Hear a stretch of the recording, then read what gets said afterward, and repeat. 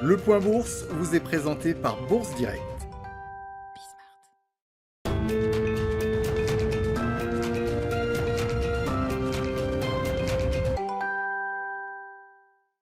Clôture dans le vert ce soir pour le CAC 40. L'indice parisien gagne 0,91% à 6267 points.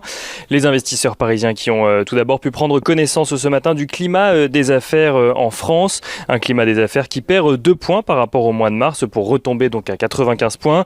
Un recul attribué par l'INSEE à la détérioration des perspectives dans le secteur tertiaire. Les investisseurs qui ont également découvert la confiance des consommateurs en zone euro qui progresse de 2,7 points au mois de mars mais reste en territoire négatif à moins 8,1 points, tout en remontant tout de même au-dessus du consensus. Aux États-Unis, côté statistique toujours, l'indice des indicateurs avancés du Conference Board montre une hausse de 1,3% au mois de mars en mensuel, soit légèrement plus que le consensus.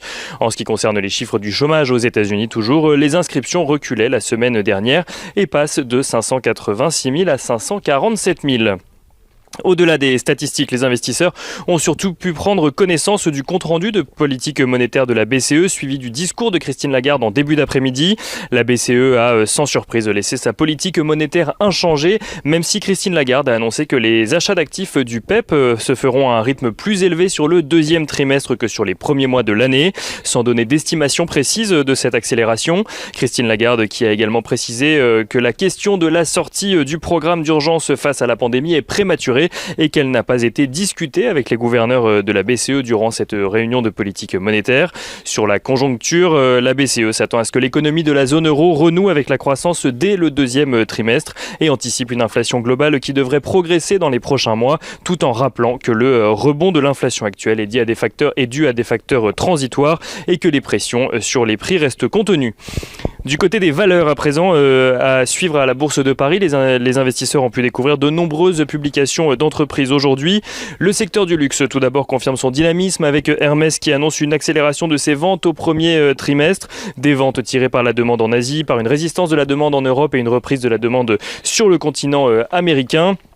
Dans les faits, Hermès voit son chiffre d'affaires progresser de 44% à un peu plus de 2 milliards d'euros, soit près de 2 fois les attentes des analystes qui anticipaient une croissance de 24% du chiffre d'affaires. Hermès qui gagne ce soir 2% à la clôture parisienne. Pernod Ricard annonce de son côté viser une croissance opérationnelle aux alentours de 10% pour l'ensemble de son exercice décalé. Le premier trimestre 2021, qui correspond au troisième trimestre de son exercice, a vu ses ventes repartir de l'avant en progression de 12,6% sur un an. Pernod Ricard, dont le titre gagne ce soir un peu plus de 1,2%. Renault annonce de son côté avoir retrouvé de la croissance organique sur la période. Le chiffre d'affaires du constructeur automobile progresse de 4,4% à taux de change et périmètre constant, même si au global il recule d'un peu plus de 1%. Il n'en reste pas moins que le chiffre d'affaires de Renault ressort à 10 milliards d'euros contre un consensus d'analystes qui en attendaient un petit peu plus. Ils en attendaient 10,34 milliards exactement. Le groupe annonce avoir souffert de la crise mais également de la pénurie de semi-conducteurs sur la période.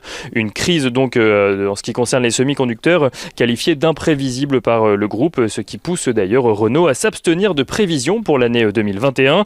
Renault dont le titre perd ce soir 1,33% et Orange fait état de son côté d'un bénéfice d'exploitation en recul de 0,3% au premier trimestre à 2,565 milliards d'euros.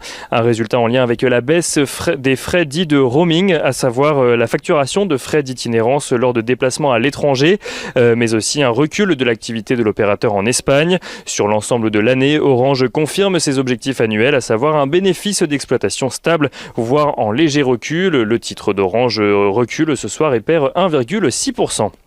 Et on finit avec Accor. Accor qui est toujours touché de plein fouet par les mesures de restriction, donc en lien avec la pandémie, et qui annonce un chiffre d'affaires en recul de 53% au premier trimestre 2021. Le PDG d'Accor annonce d'ailleurs rester très attentif à la préservation de ses liquidités et à la réduction des coûts.